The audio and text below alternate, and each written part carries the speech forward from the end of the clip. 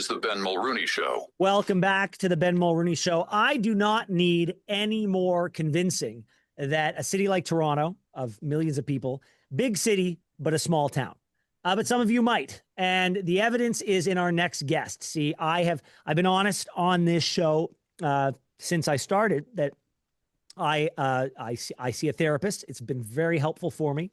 And it's been really something I should have done a long, long time ago. And there will come a day where we can discuss what I've discussed in therapy. That day is not today because I'm still in the middle of it. And just so you know, it's very helpful to me. And if you're somebody who's asking yourself the question, would it be of benefit to me, then that probably might be an indication that you should explore it.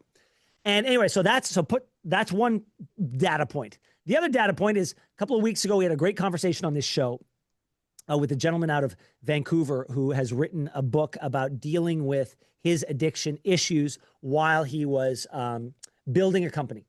And that conversation went very, very well. And then because of that, my producer was introduced through that gentleman to our next guest, who has written a book called What's Wrong with My Teen? And it deals with primarily with teen addiction. And as it turns out, that this next guest is my therapist. And he did not know that when he invited her on the show. But that's how small this town is. And I said, of course, I have benefited from speaking with this next guest. So why wouldn't the audience of the Ben Mulroney Show benefit from hearing from her as well? So please welcome to the show, Susan Raphael. Thank you, Susan, for being here. Hi, Ben. Great to be here. I'm a fan of the show. I know you are. Sometimes I'll get texts from you after the show because of the Superman debacle where I thought I was going to be free and I wasn't because I was going to go see Superman. I forgot that we had a session and you knew it before I even told you. So thank you very much. And I will promise to be far better with my appointments in the future. But why you're here today is your book, What's Wrong with My Teen? And look, I've got two 14-year-old boys. They are wonderful. We spend so much time together, but that doesn't mean that just because you get along great with your kids, that there aren't things that you should be paying attention to. Absolutely. You're absolutely right. Yeah. There's some numbers out there for those who think, oh, my child is perfect. 44% of students report alcohol use. Mm-hmm. That is between grades 7 and 12. 18% used cannabis and 20% have tried e-cigarettes. 8% used prescription meds non-medically in their lives, and 13% reported misusing opioids in the past year. Mm-hmm. So I guess like those should be concerning numbers. That doesn't mean that every kid is going to go down a bad path.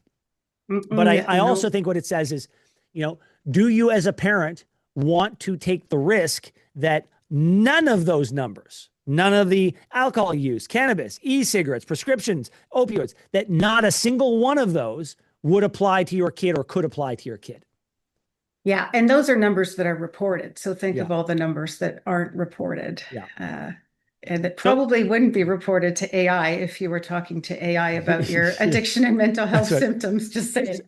So I guess let's start generally. What are the signs that parents should be looking for that their child may be doing something that they know they shouldn't be? I think parents will have a gut feeling. I think they'll have a sense that there's something going on. Yeah. And they may, so pay attention, parents and caregivers. But Susan, look, again, my kids are 14 and they are quieter now and they don't make the eye contact and they roll their eyes a lot more. And they, right now they're sleeping later than they ever did, but they're 14 and it's summertime. So some of those things are just being teenagers. Absolutely. And I go into that in my book. I call it teenagerism. Okay. What's the development of the brain? And then when do you have mental health and addiction symptoms? So it's kind of on a continuum. And there are different signs. So what are they? Yeah. What are they? Because you'll be seeing isolating. You'll be seeing maybe cash withdrawals.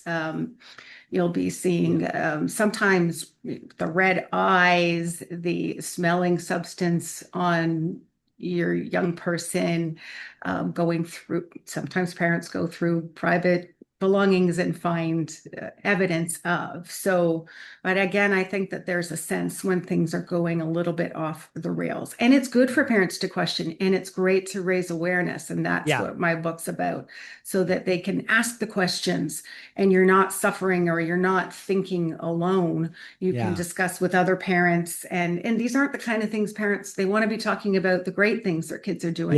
They don't want to be talking about, I think that Johnny's smoking weed too much. Sure. So parents tend to isolate in their thinking around what the problems might be. But Susan, how you address it with your kid has got to be as important as like the knowledge and the decision to address it. Like there's got to be, I don't know if there's a single right way, but there have to be wrong ways of bringing this up. You don't want them to further retrench into isolation. You don't want them to, you don't want them to leave that interaction that you're hoping would be a positive one by saying, okay, I dodged a bullet. Now I've got to be even better at hiding it. Right. So you have like to they're have on a to me. discussion. They're on to me, you know? Oh yeah, absolutely. And they're going to be prepared to defend, because it's a well-defended age of development, right? Like teens I was a defensive teen and I was good at averting and diverting. So you have to have the conversations before the signs and symptoms are there. What's going to be tolerated in the home? What are the healthy limits? What are the boundaries? If you haven't had those conversations, then to confront something when it comes up will seem really out of left field. And if parents and caregivers are engaged in substance use, then having conversations about that, what's healthy, what's not, and parents owning their own imperfections. No parent or caregiver is perfect. And so, having that contact with your kids is fantastic. Having the communication, if you don't have that, communication and connection are a great place to start. And look at some of these sites. Come to my website, come to my Instagram, look at some of the awareness building tools so that parents can have a sense of you don't want to avoid the conversation because you're afraid of saying something wrong. You want to be having the conversations. And I think you brought up something really important, which is like, we don't want to be talking about problems that our kids may have. We want to be telling everyone how awesome they are and how amazing they are. And given the world that we're living in of social media with these unattainable false versions of reality that a lot of people put out there about, the moms who cut who cut all the food into these beautiful shapes for the fresh meals that they make their kids every day, and the successes of all their kids. Like, a lot of that is a fiction, or it's a hyper curated version of reality. There are these parenting goals out there that a lot of people are striving for that they will never attain because they are unattainable. Absolutely. There's a lot of pressure on parents and there's a lot of pressure on teens. So more so, I think, than ever. I mean, I would not want to be a teenager today with all of the pressure. That's the balancing act, Susan. Like, you want there to be a certain level of expectation on your kids, because you need them to have goals to try to strive for. And by the way, there's nothing wrong with having a certain amount of, I want you to strive for my approval. Like, there are some parents out there who don't believe in that. I do. I think I'm here for a reason, and I want you to strive for my approval to a certain extent. But there's a danger that if you don't get the balance just right, that they're going to go in the opposite direction. And having conversations is important, about if they're not meeting the limit or the guideline or the family value or expectation, then why not? What's happening for them? What are you noticing? What are they telling you? I look at symptoms and behaviors as a story. They're telling us something. And so we have to pay attention to what the behavior is telling us.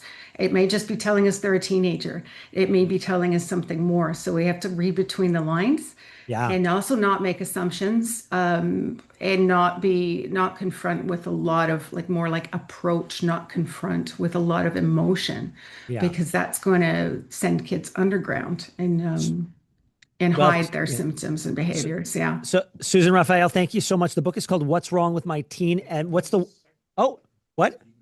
Oh, we can go another segment. Well, fantastic. Don't go anywhere, Susan. We're going to come back after this. We're going to talk much, much more about this when we come back. Don't go anywhere. This is the Ben Mulroney Show. Okay, thanks. listening to the Ben Mulroney Show. Welcome back to the Ben Mulroney Show. And we're going to continue our conversation with Susan Raphael, who's written a book, What's Wrong with My Teen, dealing primarily with addiction issues in young people. And Susan, the fact is, this generation of kids has had some very peculiar and unique pressures put on them. The isolation that was caused from COVID, and the more general pressures of, the mental health crisis that we're dealing with, and the prospects of having, eventually going out into the world and having a difficulty getting a job, buying a house, all that stuff that we in earlier generations took for granted. So there's a lot that's weighing on these kids today. And so knowing that, is there something unique about being a parent today in a world of addiction that is different today than in generations past? Oh, that's a big question. Absolutely. I mean, for one, there's surveillance parenting today. We didn't have any. Our parents had no tabs on us. It was come home when the street lights are on, or it often didn't know where we were or who we were with. So yes, that's one factor. And managing the whole screen. I mean, what parent or caregiver has not had an argument with their young person about screen time? It's so common. And the other sign that's more the clinical response to your initial question is chronic decline. You're going to see chronic kind of withdrawal, isolation, grades, maybe problems with authority figures at school. You're going to see this chronic nature of things. And if there's a mental health symptom already there, a depression, anxiety, which a lot of young people have, because we're raising the awareness about mental health, they have these diagnoses early on. There's that's a risk factor. So understanding, where, the family history and what the risk factors are. But parents are under pressure like never before. Last year, the Surgeon General in the US came out with a public report saying that parents were under so much pressure, stress. And so parents really need to take care of themselves. And that's what my book talks about. It's when one person in the family is struggling, everyone in the system is impacted. Well, so, what do they say about addiction? That it's nine people, something. It's not just an issue for the person who's dealing with the addiction, but it's everyone that loves them and cares for them that has their own issue with it as well.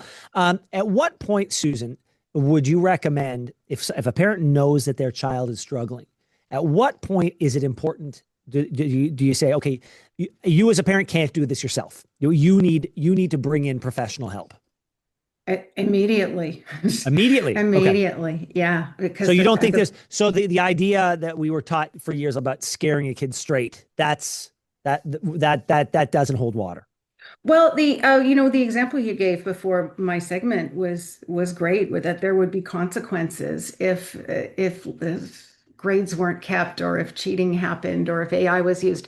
So when kids understand that there are natural consequences for their behaviors, they're going to be in a much better situation to influence. And we don't want to try to be controlling kids. We want to try to be influencing them. And if they're used to healthy limits, healthy guidelines, that they're going to get in trouble because there's discipline and there's structure present in the household. But if everything's loose, they won't understand that there would be. And parents can always be educating themselves. The great thing is, in the couple of decades I've been doing this work, there's so many more parent groups than there ever were. And they're low barrier. They're no cost to parents. They can talk to peers. They can assess whether their child has a problem or not. Sometimes parents think that there's an issue and there isn't. So getting yourself education, getting some understanding of what might be happening, so that you can have information is power. So talking about it in a comfortable setting, right? And I mean, you've done a great example here by sharing that you talked to somebody in the Better Health. I talked to one of the best, Susan. Susan, can you give our listeners a sense of, we always hear that the human brain is constantly developing and continues to develop until the mid-20s, I think. So give parents who might be listening a sense of the impact. Like there are parents who have dealt with their own issues, and there are parents who have tried this drug or that drug, or have the occasional drink after work.